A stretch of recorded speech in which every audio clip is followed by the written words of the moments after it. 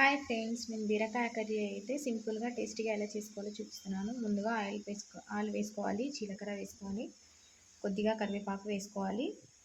కొంచెం అయ్యాక, కొంచెం వేడయ్యాక ఉల్లిగడ్డ వేసుకోవాలి. సన్నగా తరిగిన ఉల్లిగడ్డ వేసుకోవాలి. కలుపుకున్న తర్వాత కొద్దిగా మగ్గాక కొంచెం పసుపు, అల్లం వెల్లిగడ్డ పేస్ట్ వేసుకొని మంచిగా కలుపుకోవాలి. మనం ఫస్ట్ టైం చేసినా కూడా చాలా టేస్టీగా వస్తుందండి.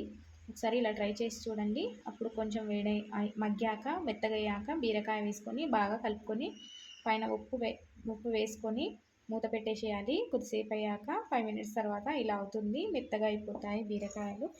కొద్దిసేపు మెత్తగయ్యాక కారం పొడి వేసుకోవాలి. మనకు తగినంత కారం వేసుకొని మూత పెట్టేసేయాలి. ఇలా ఆయిల్ పైకి తేలేంత వరకు చూసుకోవాలి. ఇలా ఆయిల్ పైకి తేలాక కొంచెం తగినంత కొత్తిమీర ఇలా చల్లుకున్నట్లయితే మన టేస్టీ బీరకాయ కర్రీ రెడీ అయిపోయిందండి. ప్లీజ్ నా ఛానల్ని సబ్స్క్రైబ్ చేయండి, లైక్ చేయండి, మీ కామెంట్